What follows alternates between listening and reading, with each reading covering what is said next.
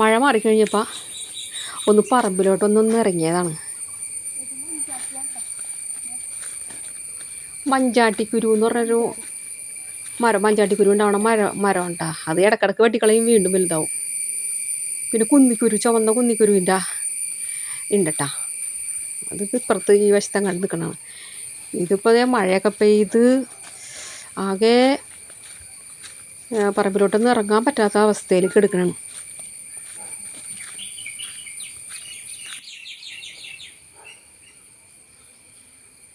ഈ പോത്തിന് ഞങ്ങൾ കൊടുത്തിട്ട് ഒരു 1.5 മാസം മുമ്പ് പോത്തിനെ കൊടുത്തു. അത് കാരണം നിറച്ച് പുല്ലായിട്ട് ഇങ്ങനെ നിൽക്കണം.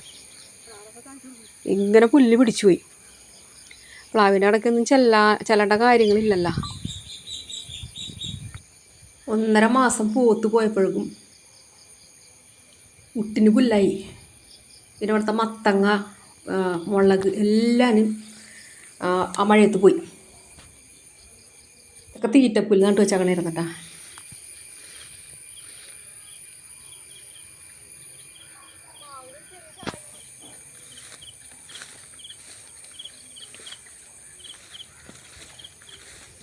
മഴയില്ലാത്തപ്പോൾ ഇവിടെയൊക്കെ നടക്കാൻ സുഖമാണ്, നല്ല കാറ്റൊക്കെ കിട്ടുമല്ലോ.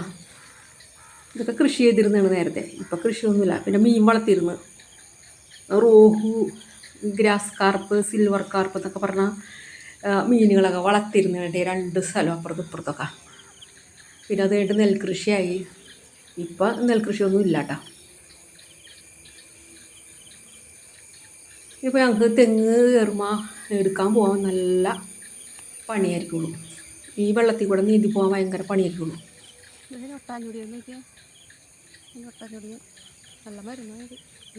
ഞൊട്ടാഞ്ഞൊടി എന്ന് പറഞ്ഞ സാധനം, ഇത് മരുന്നുകൾക്ക് എന്തെങ്കിലും പറയുകയാണെങ്കിൽ മരുന്ന് ആ സമയത്ത് ഈ സാധനം ഉണ്ടാവില്ല കേട്ടോ. അല്ലെങ്കിൽ ഇത് ഇഷ്ടം പോലെ ഉണ്ടാവും. ചക്ക ലാസ്റ്റ് ചക്ക എന്നൊക്കെ പറഞ്ഞ് ഞാൻ അന്ന് വീഡിയോ എടുത്തിട്ട് പോന്നിട്ട് പിന്നെ ഇപ്പോൾ വന്നു കഴിഞ്ഞപ്പോൾ 2 ചക്ക എടുക്കണം. ശരിക്കും മൂത്തിട്ടില്ല.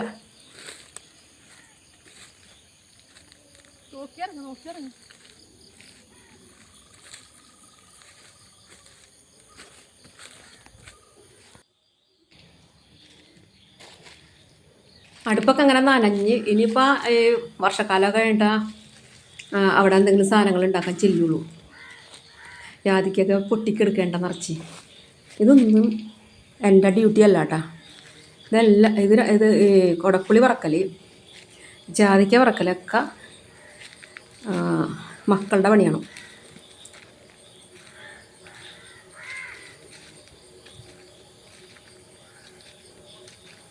ഈ വർഷക്കാലത്ത് ഈ ജാതിക്ക പൊട്ടുള്ളതാണ് ഏറ്റവും വലിയൊരു പ്രശ്നം. കാരണം എന്ന് വെച്ച് കഴിഞ്ഞാൽ നമുക്ക് ഭയങ്കര ബുദ്ധിമുട്ടാണ് ഈ കായ പറക്കിയെടുക്കാൻ. കാരണം വലിയ കൊമ്പൊക്കെല്ലാം ഒടിഞ്ഞ കാറ്റത്തും മഴയത്തും ഭയങ്കര കാറ്റായിരുന്നല്ലോ ആ സമയത്ത്.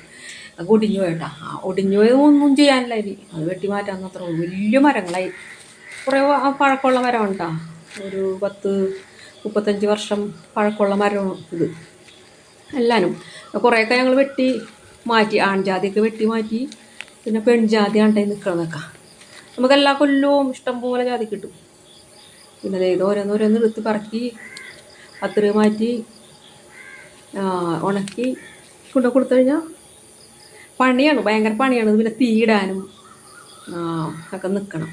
ഇതൊക്കെ അവർ ചെയ്തോളും. രാവിലെ തന്നെ അതൊക്കെ ചെയ്ത് വെക്കും.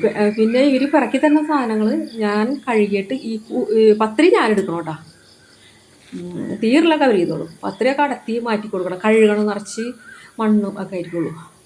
നിറച്ച് കിടപ്പുണ്ട് ജാതിക്കൊക്കെ. അപ്പോൾ പിന്നെ കുടപ്പുളി പണി തന്നെ. നമ്മുടെ ആവശ്യത്തിനുള്ള കുടപ്പുളി എല്ലാ കൊല്ലവും നമുക്ക് കിട്ടും കേട്ടോ.